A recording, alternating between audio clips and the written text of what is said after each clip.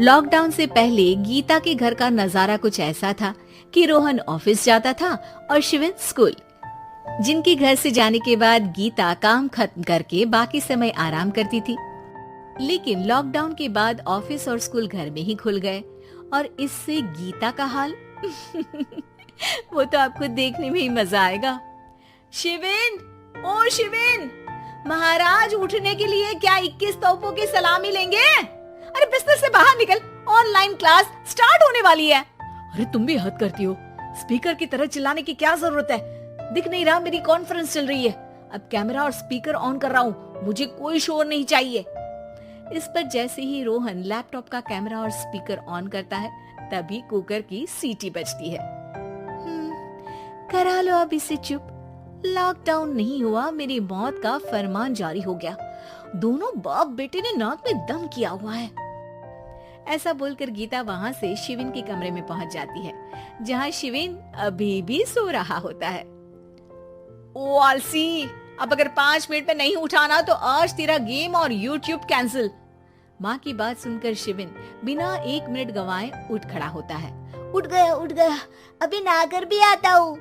ये नाटक कहीं और, मुंह पर गीला कपड़ा मार और पढ़ने बैठ। शिविन की ऑनलाइन क्लास स्टार्ट हो जाती है, जिस पर गीता उसे वहां बिठाकर रसोई में चली जाती है।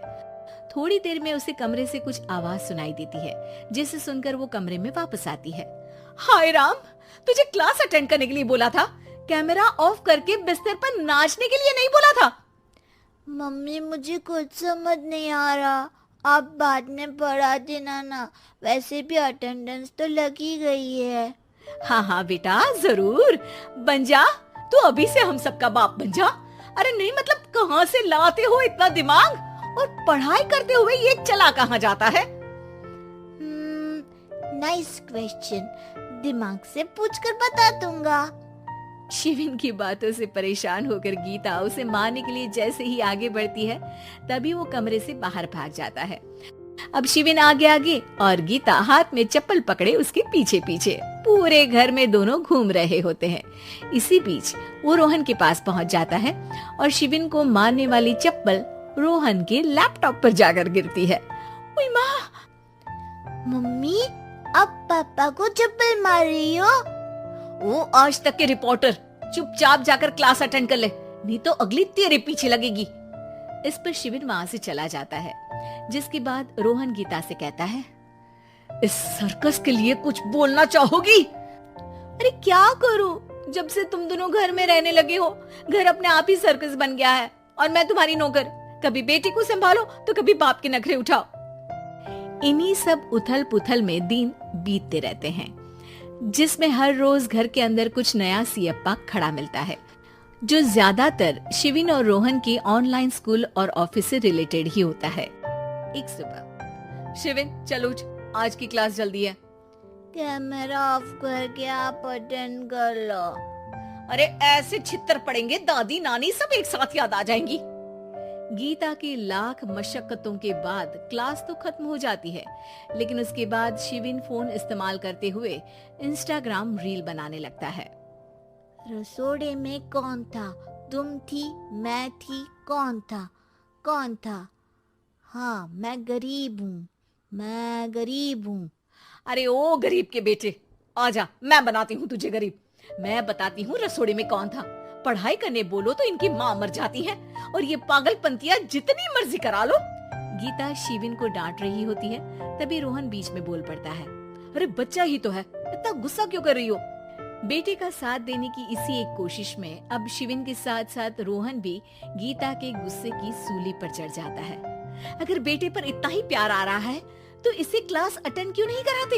इसका होमवर्क क्यों नहीं कराते? उस समय तो बहुत जल्दी मीटिंग आ जाती है, वो काम मैं करूँ और यहाँ इस बेफिजूली की चीज में तरफदारी करके बन जाओ महान। हे भगवान, कोई तो इनके ऑफिस और स्कूल खुलवाओ, मैं इन्हें और घर में नहीं सह सकती। अरे कुछ और मांग लेती, क्योंकि तुम्हारी ये विश इस साल तो पूरी होने से रही, कोरोना।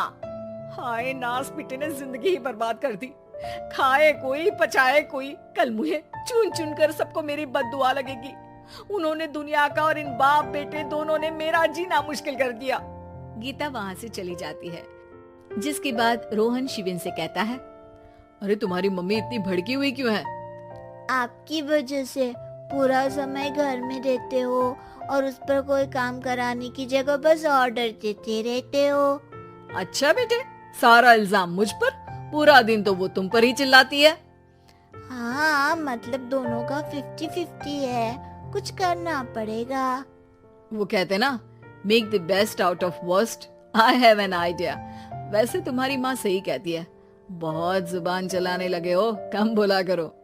अगली सुबह रोहन और शिविन अपनी गलती को सुधारने के लिए गीता के उठने से पहले घर का आधा काम खत्म कर देते हैं, जिसे देखकर गीता खुश हो जाती है और फिर बाकी बचा काम वो तीनों मिलकर पूरा कर लेते हैं।